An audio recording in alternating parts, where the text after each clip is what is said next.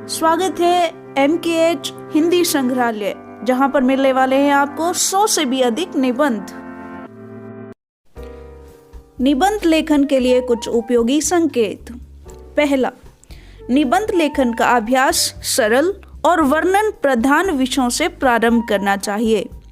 द्वितीय, चुने गए विषय पर विभिन्न लेखकों द्वारा लिखे गए निबंधों को ध्यान से पढ़ना चाहिए।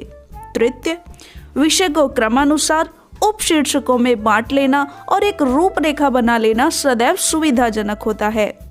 चतुर्थ, निबंध का आकार बड़ा होना आवश्यक नहीं होता। सामग्री को तर्कपूर्ण और सुगठित रूप से प्रस्तुत करना चाहिए। पंचम, पत्र पत्रिकाओं और पुस्तकों से विविध विषयों पर दी गई सुंदर उक्तियों और उद्धरणों का संग्रह करना चाहिए।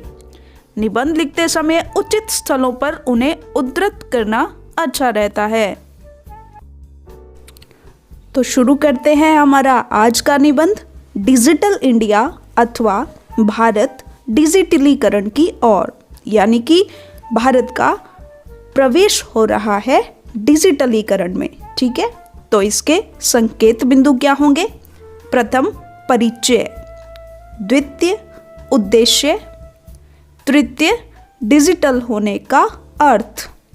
चतुर्थ, डिजिटल अभियान के लाभ। पांचवा, चुनौतियां। और छठा, आगे बढ़े।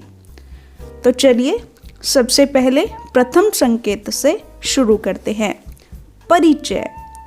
डिजिटल इंडिया भारतीय समाज को अंतर्राष्ट्रीय रीति नीतियों से कदम मिलाकर चलने की प्रेरणा देने वाला एक प्रशंसनीय और साहसिक प्रयास है। यह भारत सरकार की एक नई पहल है।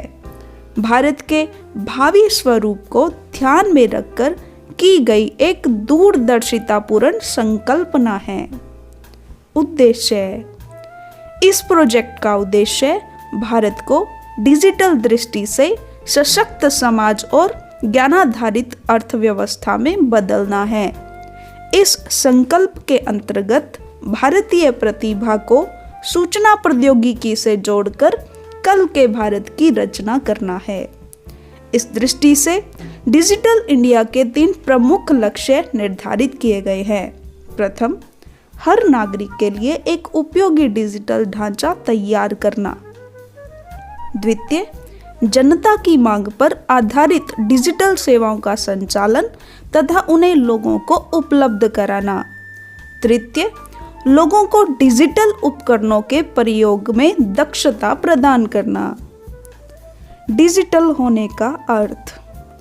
आम आदमी के लिए डिजिटल बनने का आशय है कि नकद लेन देन से बचकर online mobile, Paytm, debit card आदि लेन देन का प्रयोग करना, कागजी काम को कम से कम किया जाना, सरकारी तथा बैंकिंग कार्यों में और व्यापारिक गतिविधियों में पारदर्शिता लाना, ठगी और रिश्वत से बचाव होना आदि है।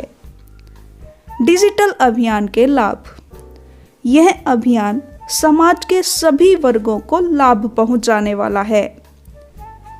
यह व्यवस्था गृहिणियों को पारिवारिक आय व्यय, खरीदारी, मासिक और वार्षिक प्रबंधन आदि में सहायक है। छात्रों के लिए उपयुक्त विद्यालय के चयन, अध्ययन सामग्री की सहज उपलब्धता, छात्रवृत्ति आदि के लिए ऑनलाइन प्रार्थना पत्र भेजने में, पुस्तकों के बोझ को कम करने में सहायक होगा।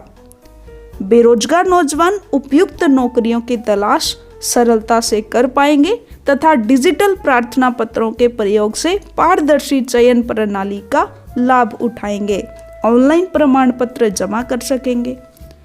व्यापारी और उद्योगी भी इससे लाभान्वित होंगे। नकद लेन देन के झंझट से बचाव होगा।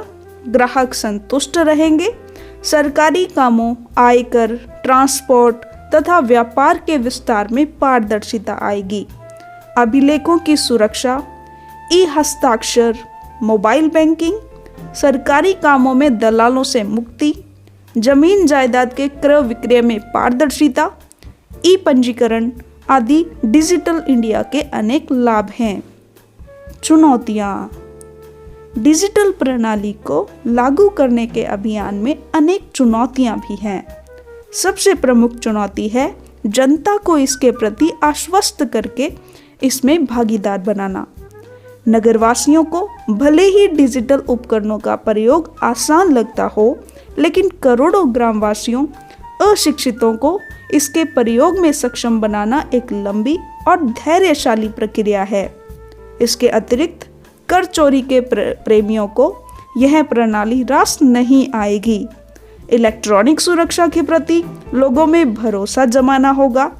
साइबर अपराधों, हैकिंग और ठगों से जनता को सुरक्षा प्रदान करनी होगी। आगे बढ़ें।